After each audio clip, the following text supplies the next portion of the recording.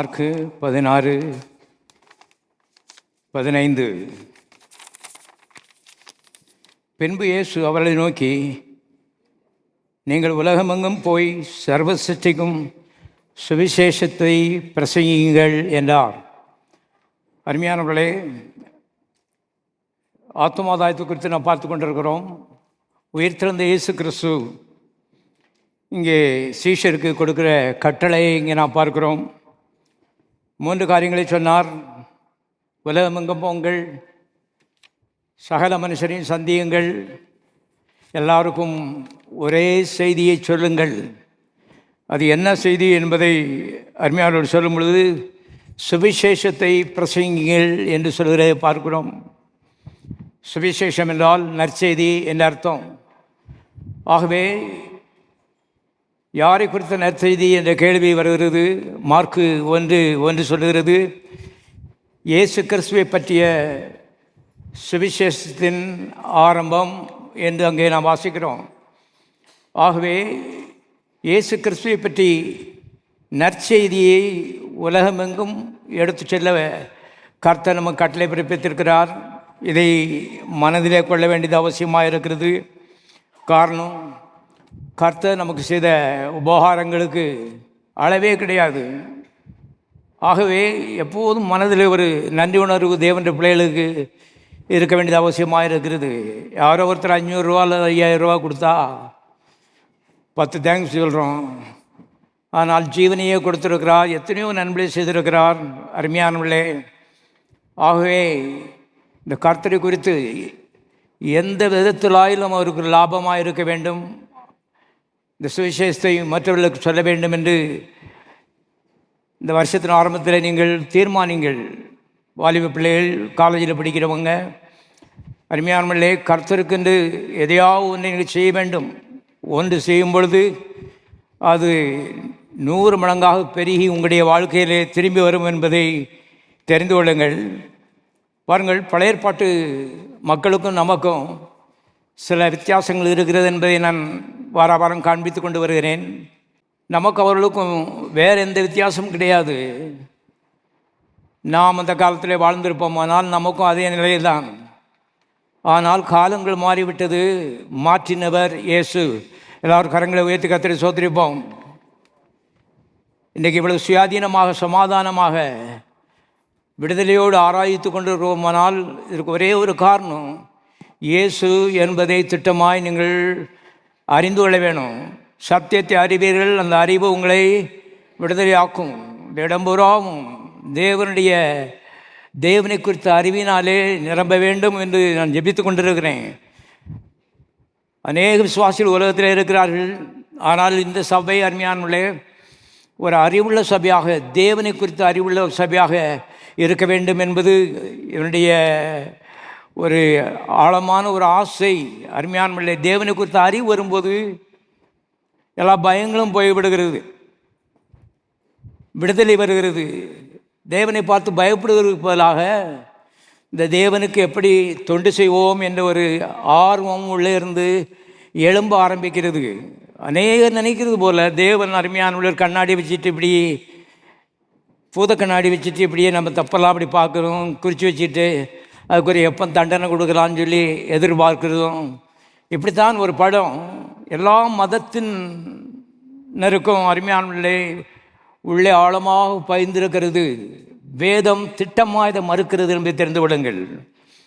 கர்த்தர் அருமையானவர்களே, அவர் கடவுளாக இருந்தாலும் இரட்சகர் என்பதை மனதில் ஆழமாய் வைத்து கொள்ளுங்கள்.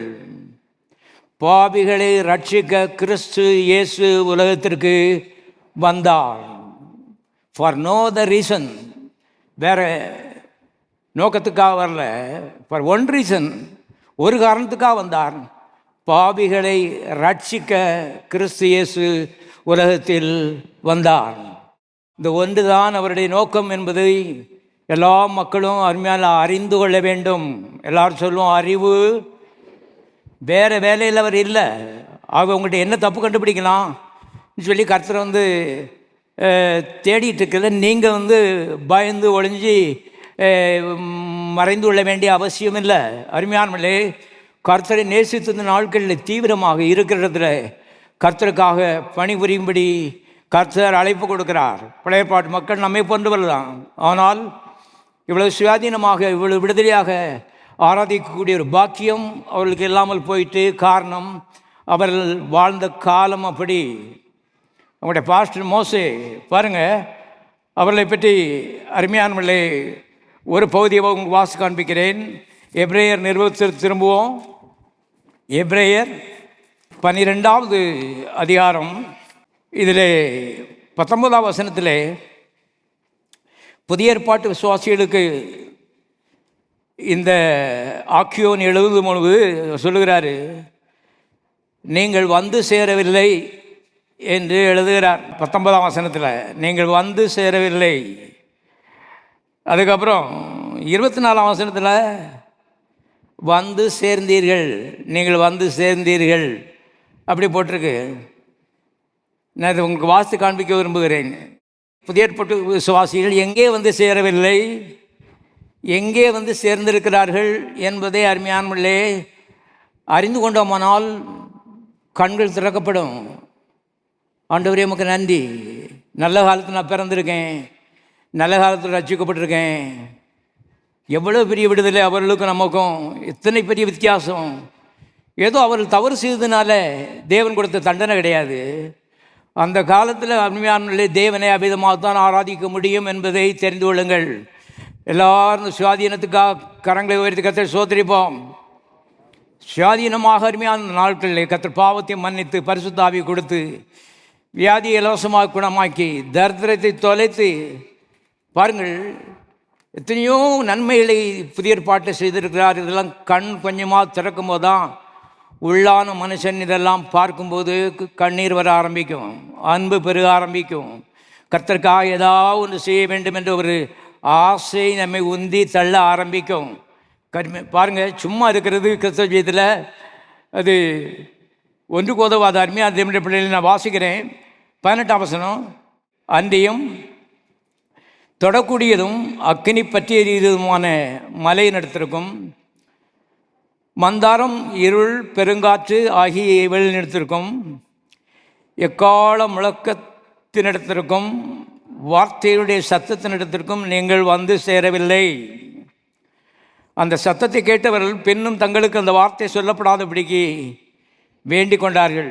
ஏனெனில் ஒரு மிருகமாயிலும் மலையை தொட்டால் அது கல்லெறியுண்டு அல்லது அம்பினால் எய்யுண்டு சாக வேண்டும் என்ற கட்டளையை சகிக்க மாட்டாதிருந்தார்கள்.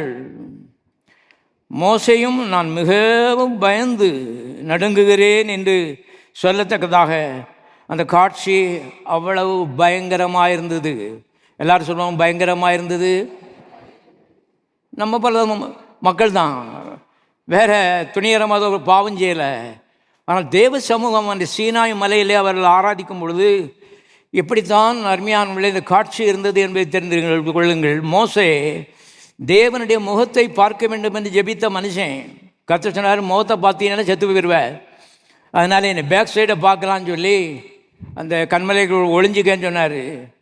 கர்த்தருடைய பேக் சைடு அவன் பார்த்த ஒரு மனுஷன், அவனும் மிகவும் பயந்து நடுங்குகிறேன் என்று சொல்லுகிறான். பாருங்கள், காரணம் இந்த காலகட்டம் அப்படி தான்.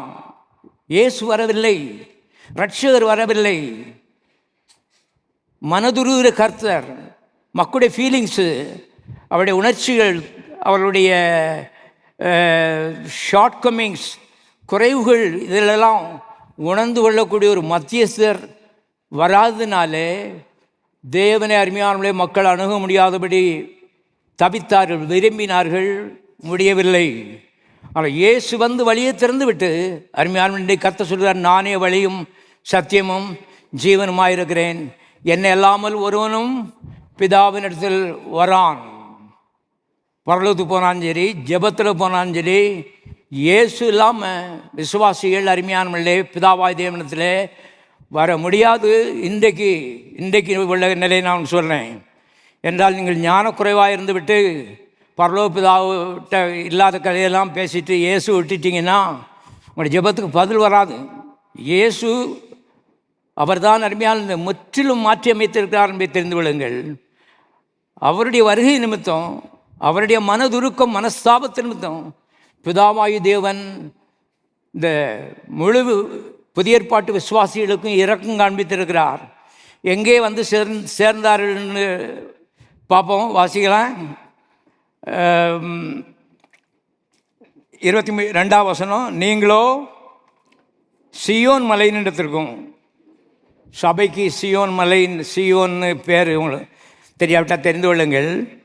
நீங்களோ சியோன் மலையினிடத்திற்கும் ஜீவனுள்ள தேவனுடைய நகரமாகிய பரம எருசலேமின் இடத்திற்கும். பரம எருசலேமுக்கே வந்துட்டோம் நான் போட்டிருக்கு.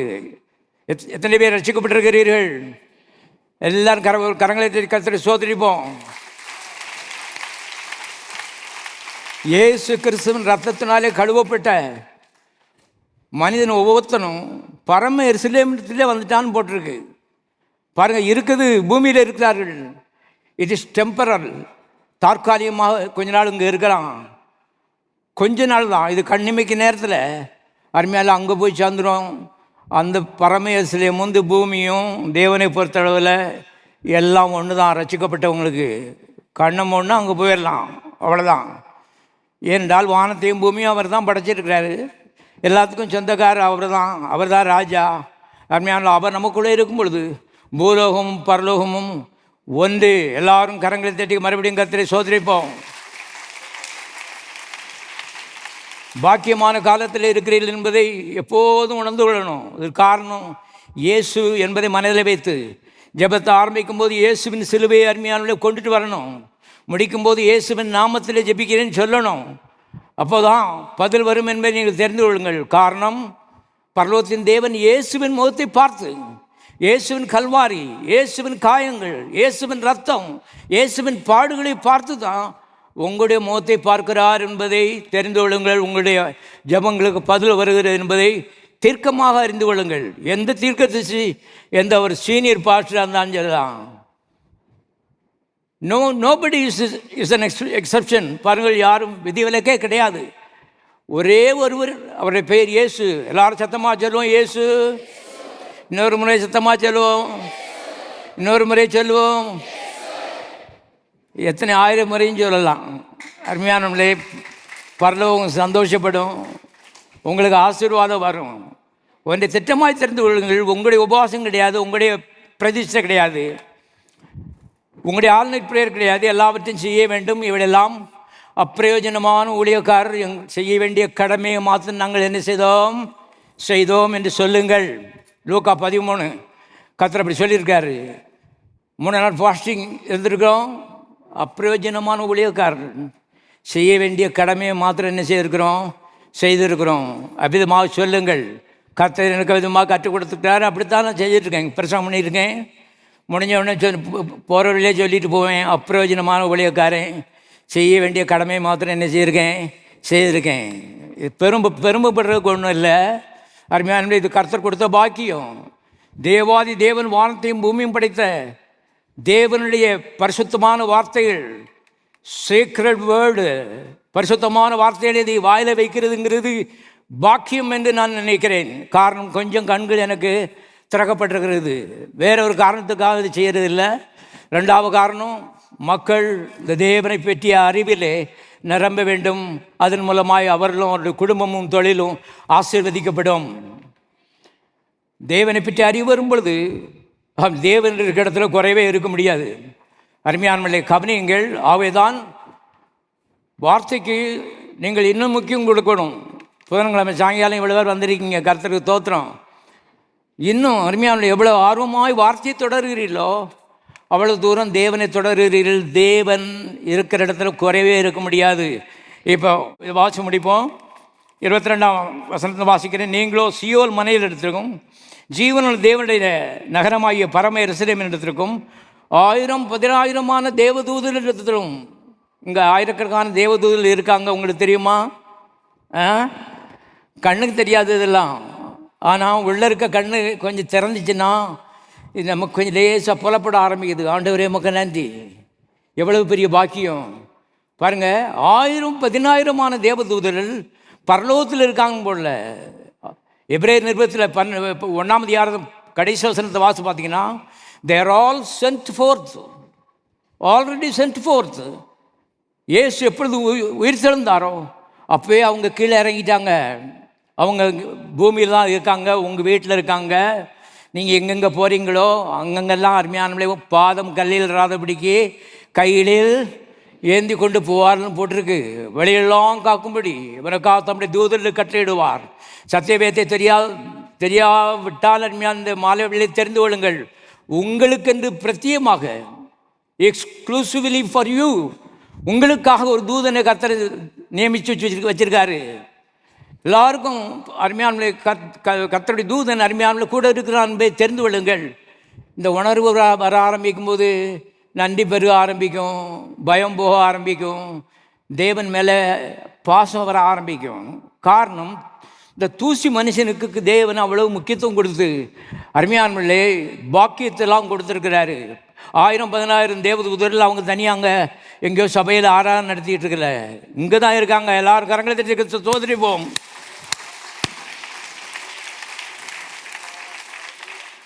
செய்கிற வேலையில் எல்லாவற்றிலும் அருமையானுடைய கர்த்தர் கூட இருக்கும்படி தூதர்களை இங்கே அனுப்பிட்டார்னு போட்டிருக்கு. தேவனுடைய பிள்ளைகள் எங்கே இருக்கிறார்களோ அவர்களுக்கு சேவை செய்யும்படி, ரட்சிப்பை சுதந்திரிக்கும் நிமித்தமாக அவர்களுக்கு உதவி செய்யறதுக்காக, சேவை செய்யறதுக்காக கர்த்தர் அருமையான தூதரில் அனுப்பிட்டார்னு போட்டிருக்கு. இந்த இடமெல்லாம் அருமையான பாருங்கள் எப்படி இருந்துச்சு. பாம்பும் பூரானும் இதாக நிறைஞ்சிருந்துச்சு. இன்றைக்கு அருமையானே மகிமையினால் நிறைந்திருக்கிறது. தேவ தூதர்கள் இங்கே நடமாடிட்டு இருக்காங்க. தேவதூதருடைய உதவியினால் இதெல்லாம் செய்திருக்கோம். முன்னால் அருமையானே பாருங்கள் எப்படியோ கிடந்த இடங்கள். ஒரு பாஸ்டருங்க வந்தார் ஜெபம் பண்ணுறதுக்கு, வந்து அழுதுகிட்டே இருந்தார். பாருங்கள் என்னன்னு கேட்டால் பாருங்கள், பாம்பும் பூரானும் பூச்சியமாக கிடந்த இடத்த எப்படி மாற்றிட்டீங்க நீங்கள் அப்படின்னு சொன்னார். நான் மாற்றல, கர்த்தர் மாற்றிட்டாரு. கர்த்தர் மாற்றி விட்டார், தேவதூதர்கள் மாற்றி விட்டார்கள். தேவதூதர்கள் இங்கே இருக்கிறார்கள். ஆயிரக்கணக்கான தேவதூதர்களை கர்த்தர் ஊழியத்திற்கு அனுப்பி வைத்திருக்கிறார்கள், உதவி செய்கிறார்கள் என்பதை தெரிந்து கொள்ளுங்கள். தேவதூதருடைய உதவி இல்லைன்னு சொன்னால் அருமையான இதெல்லாம் இம்பாசிபிள்.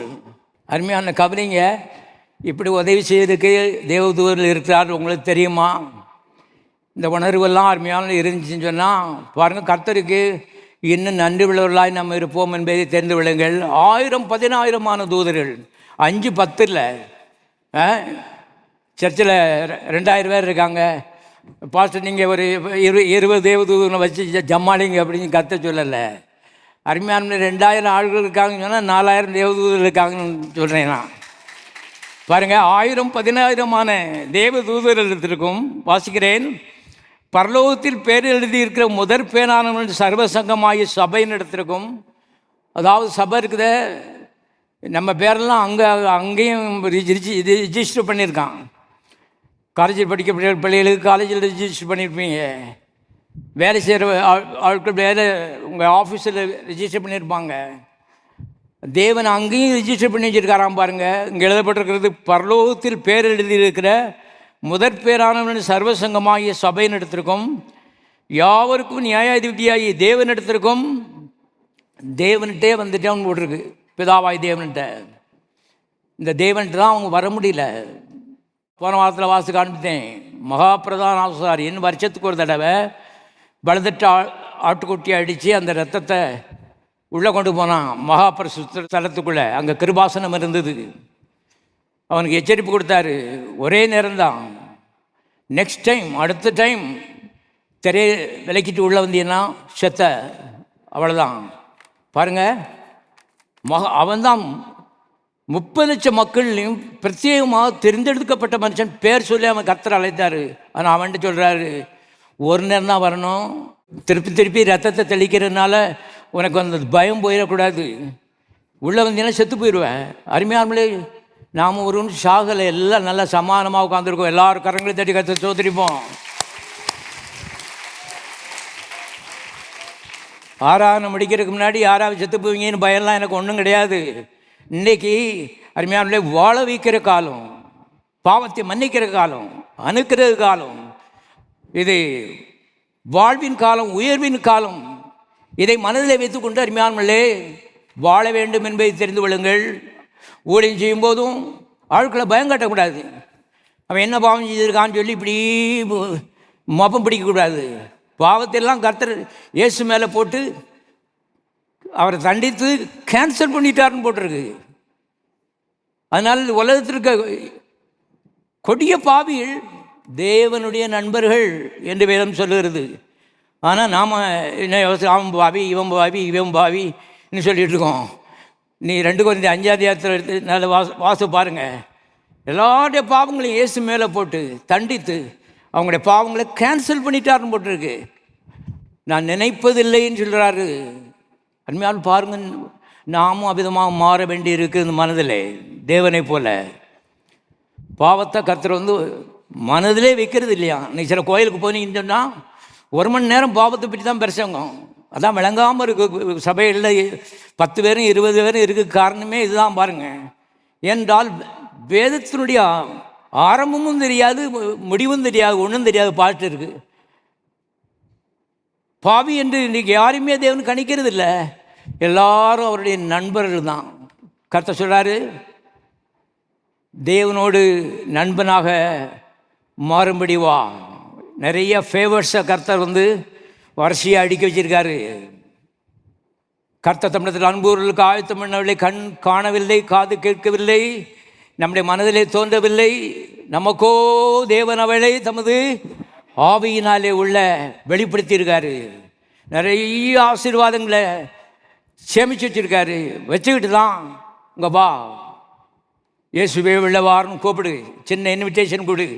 நீ செய்ய வேண்டியது அவ்வளவுதான். அதுக்கப்புறம் உனக்கு காத்திருக்க நன்மைகள் 1000 10,000 மனதில் நீ சிந்திக்க முடியாது. ஆகவே மேன்மையான ஒரு நிலைக்கு கர்த்தர் அழைத்திருக்கிறார் என்ற வெளிச்சம் எனக்கு கூட கொஞ்சம் பெருகிட்டே போகுது. ஜபிச்சுட்டே போகிறேன். இதுதான் ஜபிக்கிறேன். கண்ணை இன்னும் கொஞ்சம் திறந்து விட ஆண்டவரே. உள்ள கண்ணு பார்க்கட்டும், இன்னும் எவ்வளவு நல்லவர், எவ்வளவு அன்புள்ளவர், எவ்வளவு மேன்மையானவர். அற்ப மனுஷனுக்கு நீர் ஆயத்தம் பண்ணி வச்சிருக்கிற காரியங்கள் எத்தனை ஆச்சரியம் ஆச்சரியம் ஆச்சரியம். கவனிங்க, அறிவு வரும்போது ஜெப நேரம் கூடிடும், கர்த்தரை துதிக்கிற நேரம் கூடிவிடும், கர்த்தரை நேசிக்கிற நிலை மாறிவிடும். அன்பர்களே கவனிங்க, பாருங்கள், அடுத்த வசனம் வாசம் முடிச்சிடும். புது உடன்படிக்கையின் மத்தியஸ்தராகிய இயேசுவினிடத்திற்கும் ஆபேலுடைய ரத்தம் பேசினதை பார்க்கிலும் நன்மையானவளை பேசுகிற ரத்தமாகிய தெளிக்கப்படும் இரத்தத்தினிடத்திற்கும் வந்து சேர்ந்தீர்கள். நீங்கள் வந்து சேர்ந்துட்டீங்களா? சேர்ந்தவங்களாம் கைதட்டுங்க பார்ப்போம்.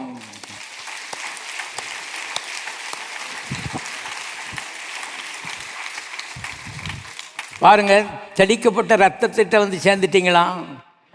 அது நிமித்தம்தான் அருமையானவர்களே இன்றைக்கு நல்ல சுயாதீனமாக உட்கார்ந்து கர்த்தரை ஆராய்த்து கொண்டிருக்கிறோம். நம்முடைய பக்தி நிமித்தம் இல்லை. பாருங்கள், அவங்க அவபக்தியாக இல்லை, நாம் அவங்கள விட பெரிய பரிசுத்தமான ஒன்றும் கிடையாது. அவங்களுக்கு நமக்கும் வேறு டிஃப்ரென்ஸ் ஒன்றும் கிடையாது. ஒன்றே ஒன்று, இயேசு மத்தியிலே வந்து விட்டார். இயேசு சிலுவை ஏறி விட்டார். அவருடைய பரிசுத்த தேவ ரத்தம் 800 கோடி மக்களில் ஒரே ஒரு மனுஷனுடைய சரீரத்தில் மாத்திரம் தேவ ரத்தம் ஓடிக்கொண்டிருந்தது. அந்த ரத்தம் தான் இந்த அகிலோகத்தில் இருக்க பாவத்தையும் சாபத்தையும் தரித்திரத்தையும் எல்லாவற்றையும் தொலைத்து கட்டி இன்றைக்கு ஒரு புதிய உலகத்தை அருமையானவர்களே சாபித்து வைத்திருக்கிறது. மனுஷனுக்குள்ள ஜாயின் பண்ணிக்கிட வேண்டியது அவ்வளோதான். வெளியே இருக்க பிசாசின் வட்டத்துக்குள்ளே இருந்து இந்த தேவனுடைய வட்டத்துக்குள்ளே குதிச்சிட வேண்டியதுதான். பாவம் தொலைஞ்சிடும், சாபம் தொலைஞ்சிடும், தரித்திரியம் தொலைஞ்சிடும், வியாதி தொலைஞ்சிடும். எல்லா பழையவெல்லாம் என்ன செய்தன? ஒளிந்து போயின. எத்தனை புதிதாயின? எல்லாம் புதிதாயின. எல்லாரும் கரணத்திற்கு சோதரிப்போம்.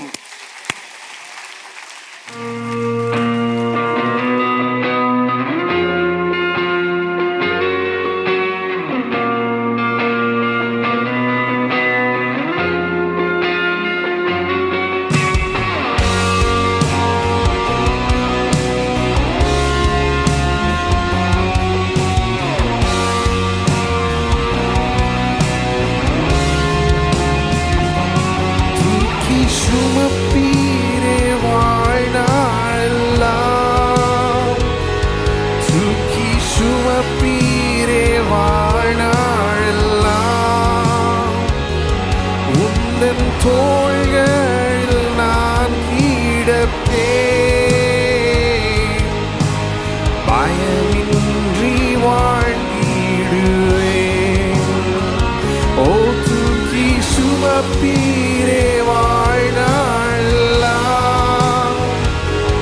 தூக்கி சுமப்பீரே வாழ்நாளெல்லாம். உந்தன் தோள்களில் நான் கிடப்பேன், பயமின்றி வாழ்ந்திடுவேன்.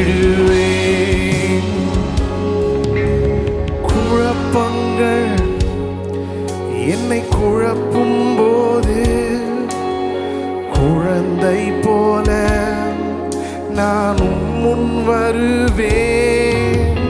போராட்டங்கள் என்னை நோக்கி எச்சிக்கும் போது யூதராஜ சிங்கத்திடம் அடைக்கலம் புகுவேன்.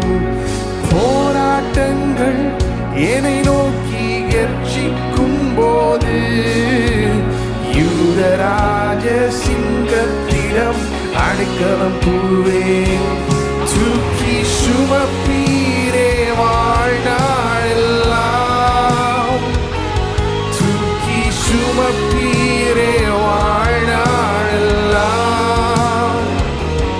உந்தன் தோள்களில் நான் கிடப்பேன், பயமின்றி வாழ்ந்திடுவேன். ஓ தூக்கி சுமப்பீரே வாழ்நாளெல்லாம், தூக்கி சுமப்பீரே வாழ்நாளெல்லாம். உந்தன் தோள்களில் நான் கிடப்பேன்,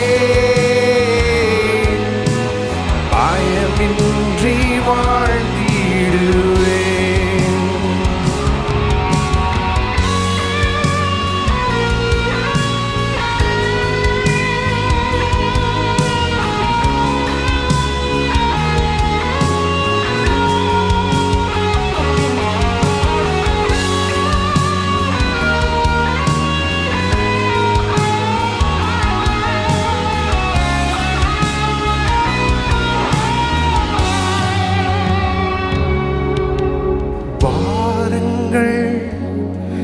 என்னை அழுத்தும் போது உன் பாதத்தை நான் பிடித்துக் கொள்வேன்.